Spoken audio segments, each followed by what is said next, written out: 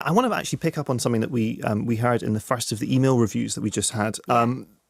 This idea that will Finding Dory provide the same kind of film-going experience as Finding Nemo? You know, Pixar have been criticised over the last few years for doing sequels. Finding Dory is their fifth. It's their I think it's the second non-Toy Story sequel, but then there's others in the pipeline as well. I don't actually mind if they do sequels, providing that they don't feel like retreads of the first film. So, say for example, with DreamWorks, when they do 3 Kung Fu Panda films, you know that each Kung Fu Panda film is going to be giving you more or less what the last Kung Fu Panda film gave you, with a few little tweaks and bits and pieces here.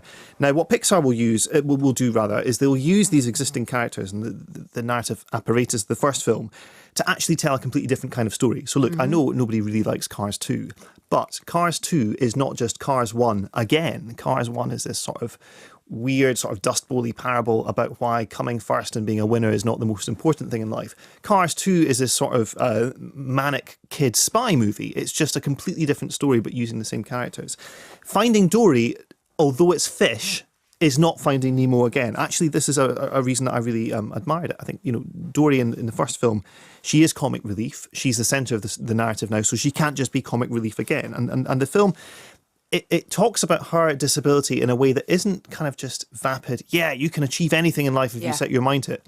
What it says is this unique, skewed perspective that Dory has on the world that other people do not share can be something that she can use to her advantage, and it gives her, a different view of life that other people don't automatically have.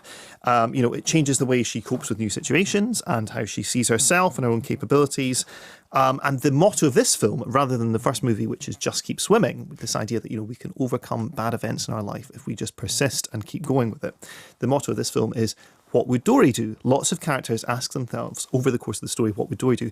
Dory even asks herself in one tricky situation, what would Dory do? Yeah. And actually, it's at that moment Andrew Stanton takes the camera, or, you know, the virtual camera, because this is, of course, CGI animation, into Dory's head, and we see from her perspective at that moment what she sees, which so it's incredibly kind of clever, picking up on this theme of what was just a throwaway joke in the original movie and actually making that the actual narrative sinew of the new film.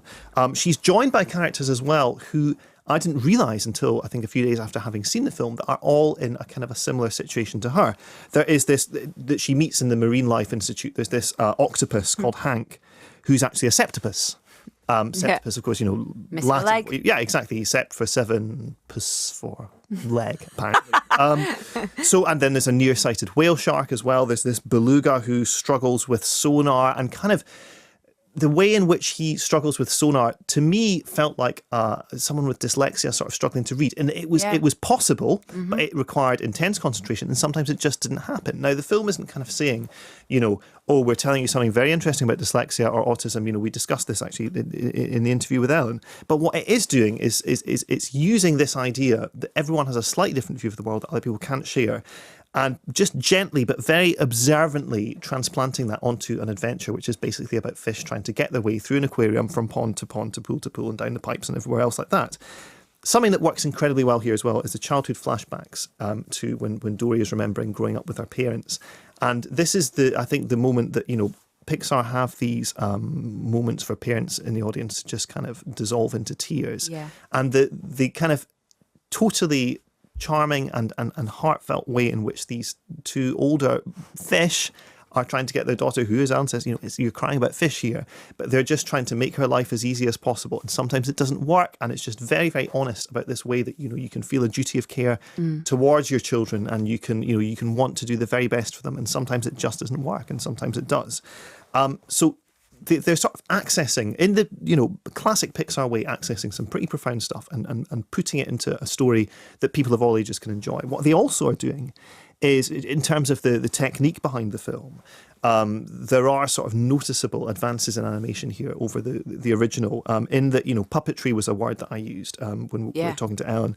And, you know, Pixar are very experimental on this front, more so than I think they get credit for. A film like Inside Out, for example, the character animation in that, once the rough work was done, they went back into the studio and actually got old school hand-drawn animators, you know, using pencils and tracing paper to improve or finesse the character animation in that, which is why when you watch Inside Out, it has that incredible sort of old-fashioned hand-drawn feel to the sequences that are inside Riley's head.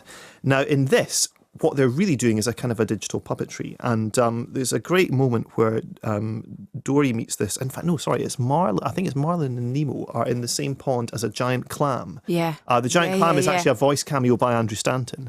Now, the way in which that clam moves, now, I don't think they went and got reference footage of a giant clam because it moves like someone has got their hand inside it. A sock. It's like a sock puppet, or it's like a Muppet. It's this kind of clap, clap, clap motion. It's not realistic.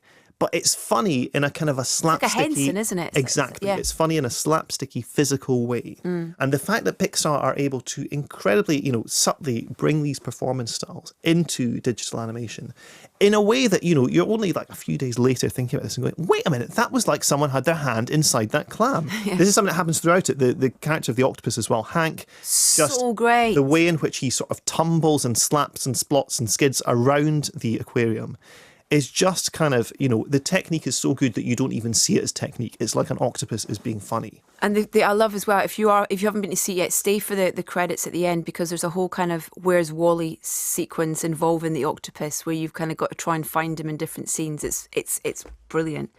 I like that. What you kind of talking about what you were saying about the Dory character and and her disability and the fact that she finds that how she's encouraged to find strength from that, and how other characters then find strength within her strength. It's so beautiful. Yeah, right, exactly. And when you think of what an easy open goal sequel this could have been, and the way that the studio has instead said, no, we're going to do something different, we're going to try a different kind of story, to me, that is more desirable than just going back in and having a Finding Nemo-ish experience again. Because if I want to do that, go home and put Finding Nemo on the DVD player, that's easy.